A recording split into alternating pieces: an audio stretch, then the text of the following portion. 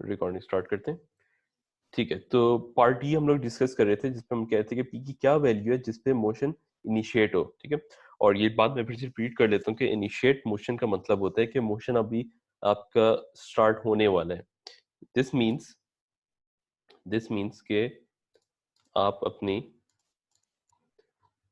Graph के अंदर जो हमने ग्राफ्स पढ़ी थी, तो बेसिकली इम्पेंडिंग मोशन आप यहाँ देख लें, लिखा हुआ भी है कि आप बेसिकली इस पॉइंट पे हैं, जो आप बेसिकली इस पॉइंट के ऊपर है। तो इस पॉइंट पे जो f की वैल्यू होती है वो f मैक्स की वैल्यू होती है। तो बेसिकली हमने p की वैल्यू फाइंड करनी है फॉर दिस वैल्यू। तो बेसिकली ये आपके पास f की वैल्यू, तो हमने करस्पॉन्डिंग p की वैल्यू फाइंड करनी है, राइट। तो p की वैल्यू हमने फाइंड करनी है। तो ये बेसिकली हम लोग किस तरह करेंगे, तो वापस सवाल पे जाते हैं।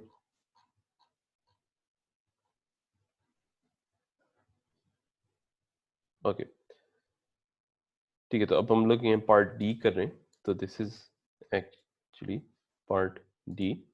अब पार्ट डी के अंदर जो हमारे पास अपनी इक्वेशंस हैं, इक्वेशंस तो हमारे पास स्टिल सेम होगी विद द एक्सेप्शन के p हमारा भी अननोन है। तो p जहाँ भी 60 था, क्योंकि हमने p इज इक्वल टू 60 किया था, तो 60 की जगह p कर लेते हैं। तो ये भी p हो जाएगा एफ एक्स की इक्वेशन पे, एफ वाई की इक्वेशन पे भी p की वैल्यू हो जाएगी। अब जो n की वैल्यू है ना, वो एक्चुअली p की वैल्यू पे डिपेंड कर रही है, राइट। और यहाँ जो f है हमारा, f बेसिकली हमारा क्या होगा, f हमारा f मैक्स के थ्रू फाइंड करेंगे। और f max is equal to mu S. ठीक है, ये एक ही टर्म है तो इसको मैं ब्रैकेट पे लिख लेता हूँ, म्यू एस इंटू एन। ठीक है, तो एफ मैक्स मेरा ये है, तो मैं क्या करूँगा, मैं बेसिकली साइमल्टेनियस इक्वेशन बनाऊंगा जिसपे जो एन की वैल्यू होगी वो मैं यहाँ से ले लूँगा इन टर्म्स ऑफ पी, और फिर वो वैल्यू मैं यहाँ पुट करूँगा और फिर वो इस इक्वेशन के थ्रू मैं फाइंड कर लूँगा। अभी क्योंकि मैंने इसको ऑलरेडी किया हुआ नहीं है, तो ये आप लोग खुद जाके भी कर सकते हैं। जब इसकी रिकॉर्डिंग आप देखेंगे तो इस पार्ट डी को खुद करके देखेगा। ठीक है, तो ये आपके लिए एक्सरसाइज है, इसको खुद करके देखेगा। इससे पहले हमने पार्ट ए बी सी कर लिया है, तो डी पार्ट आप खुद करके इसको चेक कर लेगा। ओके, तो moving on to the other question जो कि हमने आज करना है, ये आपकी बुक में से सवाल है। और ये थोड़ा इंटरेस्टिंग है इस वजह से क्योंकि ये थोड़ा डिफरेंट है from your traditional questions related to friction. ठीक है, तो इसके अंदर आप सवाल पढ़ें, determine the range of values for which mass M not, ठीक है, M O may have, so the 100 kg block, ये वाला shown in the figure will neither start moving up the plane nor slip down the plane। बाकी आपको static friction का coefficient बता दिया। अच्छा, अब इस सवाल को पढ़ने, सवाल को मेन इस पूरे क्वेश्चन के अंदर मैंने इसलिए इंक्लूड किया कि इसके अंदर सवाल को समझना बहुत इंपॉर्टेंट है कि इस सवाल का क्या मतलब है। तो लेट्स सी के किस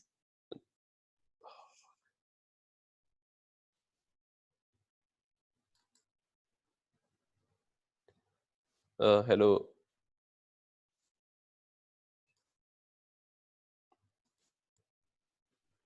अच्छा ठीक है, आवाज आ रही है, ये स्क्रीन शेयर हो रही है मेरी। आई थॉट बीच पे शायद कुछ मसला हो गया था।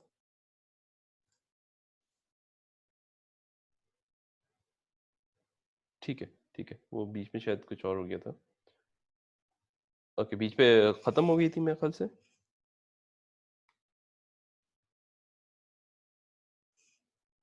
अच्छा ठीक है, ऑलराइट। तो सवाल को, जैसे मैंने कहा कि सवाल को समझना बहुत इंपॉर्टेंट है। ओके, तो इस केस पे सवाल बेसिकली आपका कह रहा है कि जो मैस है इसकी वैल्यू क्या होगी सच दैट कि ये ऊपर भी ना जाए और नीचे भी ना जाए। तो इसकी हमें वैल्यू फाइंड करनी है। तो बेसिकली इसकी एक मिनिमम वैल्यू होगी, राइट। तो इसकी एक मिनिमम वैल्यू होगी जिसको मैं लेट्स से जो एम नॉट है उसको मैं यूं डोनेट कर सकता हूँ कि एम नॉट मिनिमम इसकी वैल्यू होगी, और वो वैल्यू ऐसी होगी कि मतलब आप यहाँ देख सकते हैं, क्योंकि ये 100 केजी का ब्लॉक है, 100 केजी का ब्लॉक है, अगर आप इस चीज को बिल्कुल ही छोड़ दें तो ये नीचे की तरफ जाएगा, राइट। अच्छा, तो मैं एक दूसरे डेट करता हूँ, और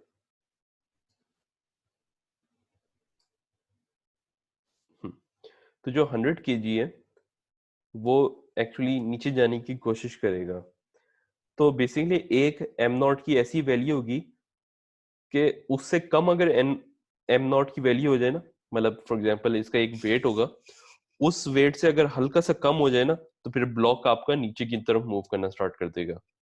और उसके बाद ये भी ऐसा भी पॉइंट आएगा जिसपे एम नॉट आप इंक्रीज करते रहेंगे, करते रहेंगे, करते रहेंगे, फिर एक पॉइंट ऐसा आएगा कि एम नॉट की वैल्यू हल्की सी ज्यादा इंक्रीज करेंगे ना, तो फिर ये ब्लॉक ऊपर की तरफ मूव करना स्टार्ट कर देगा।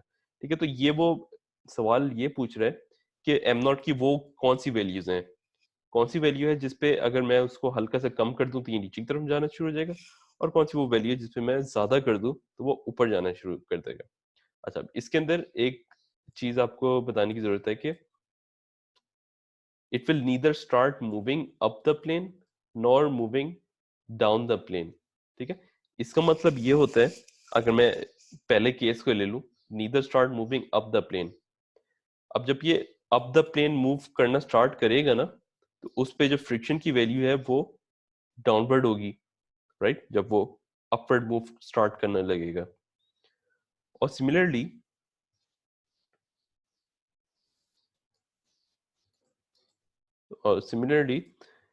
जब वो डाउन द प्लेन मूव करना स्टार्ट करेगा, तो फ्रिक्शन की वैल्यू मेरी उसके ऑपोजिट होगी। ठीक है, मेक सेंस, फ्रिक्शन हमेशा मोशन के ऑपोजिट ऐड कर रहा होता है। ओके, तो क्या करते हैं, इसको स्टार्ट लेते हैं। तो इस पे ना हमारे पास दो सिनेरियोज बनेंगे। एक सिनेरियो हमारा ये होगा कि आप start moving up the plane अलग से ड्रॉ करेंगे, क्योंकि उसके अंदर फ्रिक्शन की वैल्यू अलग से होगी, और इसके अंदर फ्रिक्शन की वैल्यू कहीं और होगी। तो आप बेसिकली दो अलग अलग आपके केसेस होंगे। ठीक है, तो ये दो आपके केसेस हैं जो कि मैंने आपको बताया।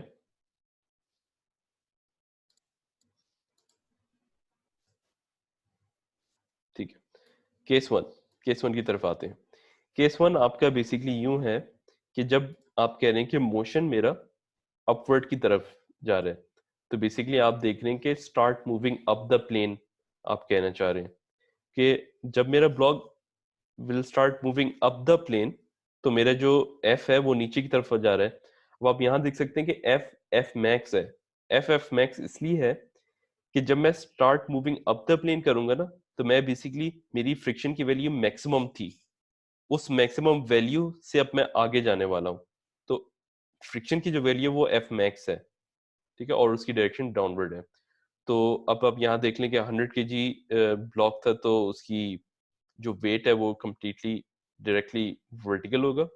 एन बेसिकली आपका परपेंडिकुलर टू द सरफेस होगा।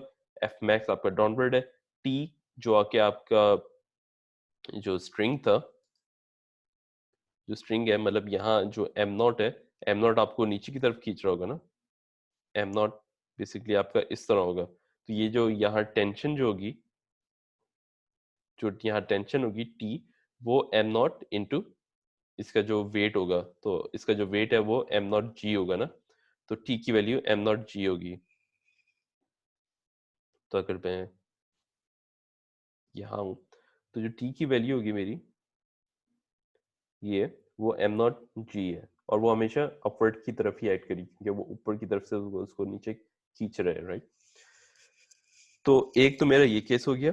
फिर दूसरा केस मेरा ये है, दूसरा मेरा केस ये है कि जब मेरा मोशन नीचे की तरफ जा रहा है ना, जब वो it will start slipping down the plane, तो उस केस पे, तो उस केस पे क्या होगा, उस केस में मेरी जो फ्रिक्शन की वैल्यू है वो अपवर्ड होगी। जैसे मेरी यहाँ आ रही है वो अपवर्ड होगी, और उसकी भी वैल्यू मैक्सिमम होगी, क्योंकि अब मैक्सिमम वैल्यू से अब आप नीचे की तरफ स्लिप होने वाले हैं। आप स्लिप नहीं हो रहे थे, फिर अब स्लिप होने वाले हैं, राइट? तो आप एफ मैक्स की रेंज पे हैं।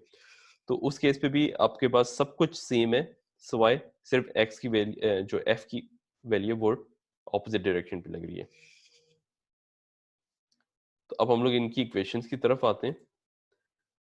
ठीक है, तो इनकी इक्वेशंस बेसिकली ये होगी, आप बेसिकली कह रहे हैं कि the maximum value of am not will be given by the requirement for motion impending upward. मतलब जब वो ऊपर की तरफ खींचने वाला होगा ना, तो तब बेसिकली आपको वो मैक्सिमम एम नॉट की वैल्यू फाइंड होगी। तो फ्रिक्शन आपकी नीचे की तरफ एक्ट होती है। तो बेसिकली जो केस वन है, केस वन के अंदर अगर हम लोग इक्वेशन फाइंड करें, तो इक्वेशन आ रही है आपकी एन। तो बेसिकली एन अपवर्ड हो रहा है, 981 का वाई एक्सिस के अंदर कंपोनेंट, ठीक है, वो cos 20 के साथ आएगा, जैसे हमने पिछली एग्जांपल के अंदर देखा था। तो यहाँ से हम हमारे पास n की वैल्यू आ गई, और एक दफा n की वैल्यू आ गई, हम लोग f max फाइंड कर सकते हैं। f max is equal to mus into n। तो f max हमने यहाँ फाइंड कर दिया। अब हम लोग क्या करेंगे, हम लोग x एक्सिस की इक्वेशन की तरफ आएंगे। जो x एक्सिस की जो इक्वेशन है, x एक्सिस की इक्वेशन पे क्या आएगा, हमारे पास t की वैल्यू आएगी, क्योंकि ये पॉजिटिव x एक्सिस पे है। हमारे पास f max आएगा, और उसके बाद हमारे पास वेट का डाउनवर्ड वाला कंपोनेंट आएगा, जो हम नेगेटिव x एक्सिस पे लग रहा है। तो इसका मतलब कि यहाँ आ जाते हैं। तो एम नॉट ये जी के साथ मल्टीप्लाई था, जी की वैल्यू हमने यहाँ पुट कर दी। एफ मैक्स नेगेटिव नीचे की तरफ एक्ट हो रहा था, वो यहाँ आ गई। वेट भी नीचे की तरफ एक्ट कर रहा था, वो भी यहाँ आ गया।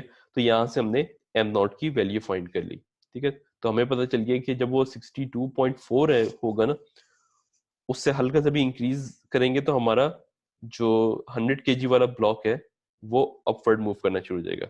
मतलब कि इसकी 62.4 से ज्यादा वैल्यू होगी, तो ये ऊपर की तरफ मूव करना स्टार्ट कर देगा। अब हम लोग वैल्यू फाइंड करते हैं कि इसकी कौन सी वैल्यू है जिससे हम लोग फर्दर डिक्रीज करें तो ये नीचे की तरफ मूव करना स्टार्ट कर देगा। तो वो क्या करेंगे, हम लोग ये इक्वेशन लेंगे, वही जो हमने एक्स एक्स वाली इक्वेशन ली थी, और इसके अंदर जो मेरा एफ की वैल्यू है ना, यहाँ नेगेटिव थी, इधर उसको पॉजिटिव कर देते हैं। मतलब अब एफ आपका अपवर्ड लग रहा है। तो अब जब हम लोग फाइंड करेंगे, तो अब हमारे एम नॉट की वैल्यू 6.01 kg आ रहा है, जिसका मतलब है कि इस केस पे हम लोग 6.01 से अगर हल्का सा कम करेंगे, तो आपका ब्लॉक नीचे की तरफ मूव करना स्टार्ट कर देगा। इसका मतलब हमारे पास रेंज क्या आ रही है, 6.0 6.01 kg, और दूसरी आ रही थी, एक सेकेंड,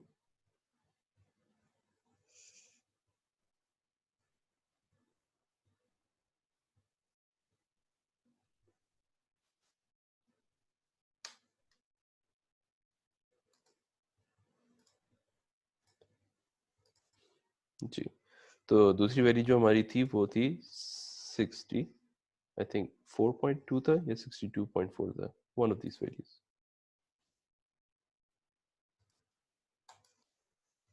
हमारी स्टक हुआ वैसे। अच्छा, किसी ने सवाल पूछा है, वो देख लेते हैं। ठीक है, अटेंडेंस हमारा टाइम क्या हो गया, 3:30 हो गया। ठीक है, अटेंडेंस की तरफ आ जाते हैं। तो सवाल हमने तकरीबन कंप्लीट कर दिया है।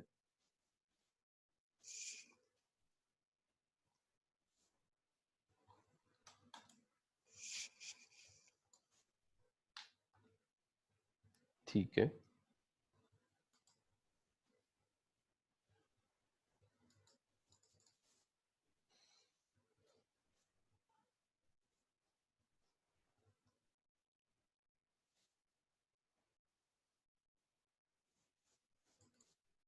जी बस एक सेकंड, मेरा एक चीज़ स्टक हुई हुई है, वो मैं ठीक कर लूँ।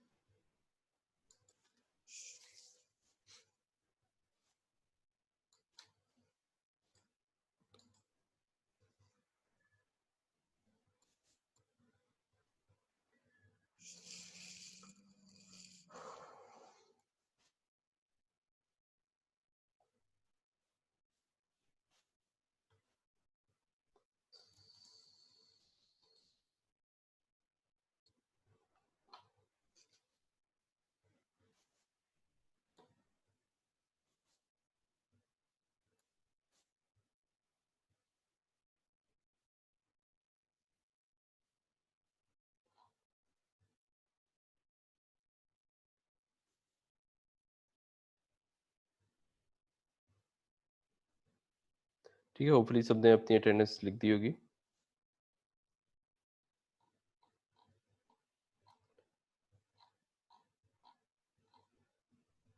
ठीक है।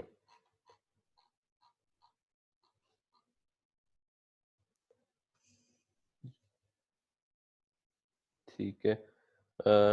अच्छा, एक दफ़ा मैं फिर से देख लूँ। ठीक है, किसी का कोई सवाल तो नहीं है?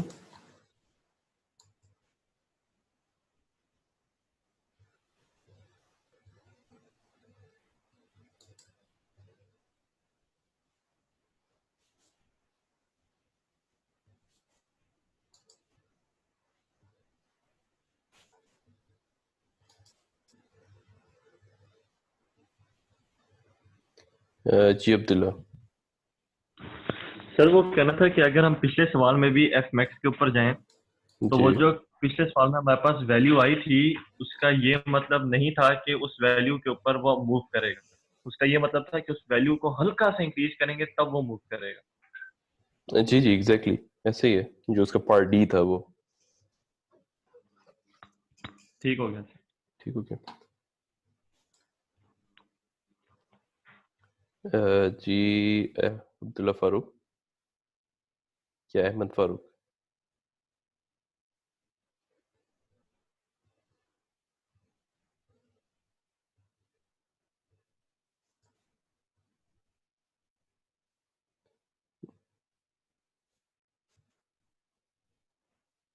अच्छा ठीक है। जी अली। देख, एक मिनट, माइक अनम्यूट कर दिया मैंने आपका।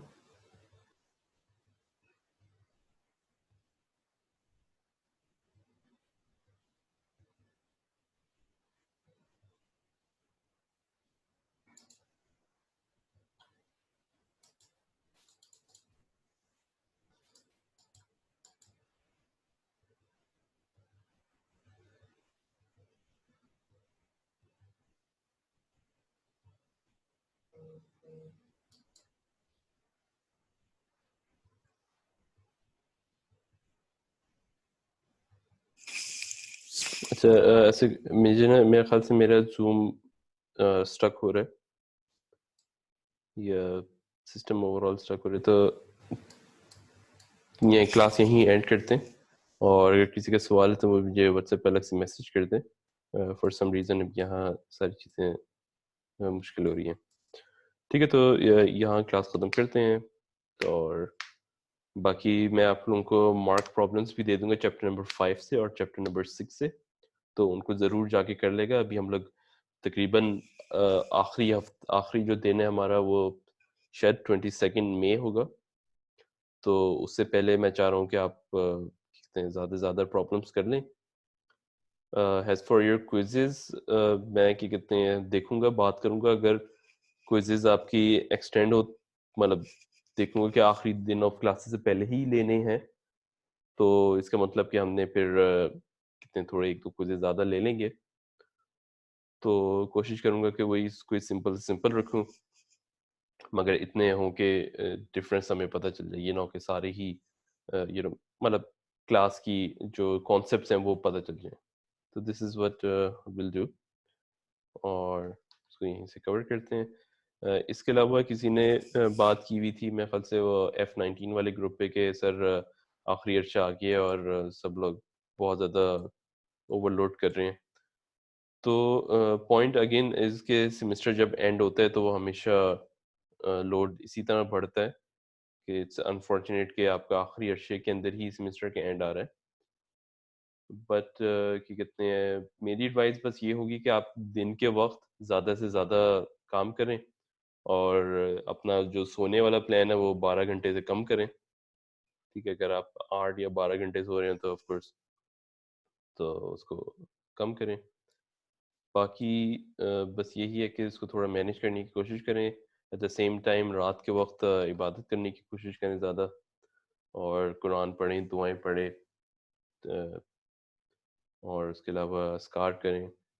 तो मेरे लिए भी दुआ करें, मैं भी हमेशा आप लोगों की दुआ करता हूँ। कल भी मैंने आप लोगों के लिए की थी कि सब लोग आप लोगों को लम्हे आप लोगों को कामयाबी दें अपनी ज़िंदगी में, और एग्ज़ाम्स के अंदर भी। तो क्या कहते हैं, ये है। ठीक है, तो क्लास एंड होती है यहाँ।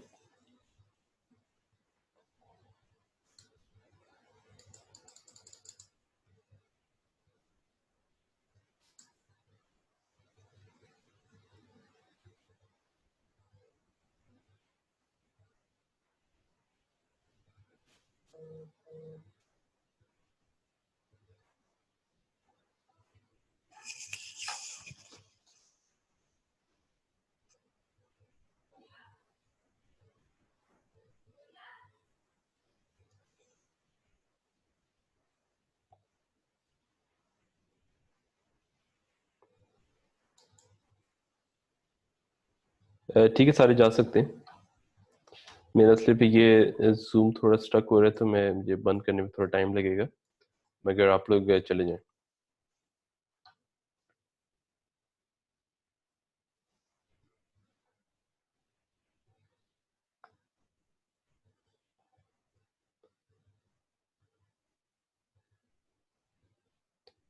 महद, अगर हसन के इशू आ रहे तो मुझे व्हाट्सएप पे मैसेज कर दें उनसे।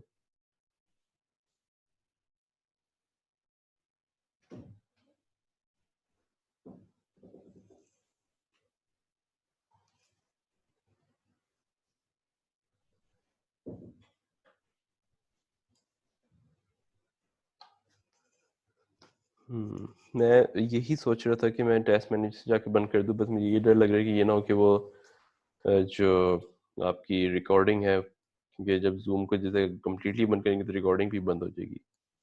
इसके अलावा सारा स्टक हुआ है। Okay, let's try that.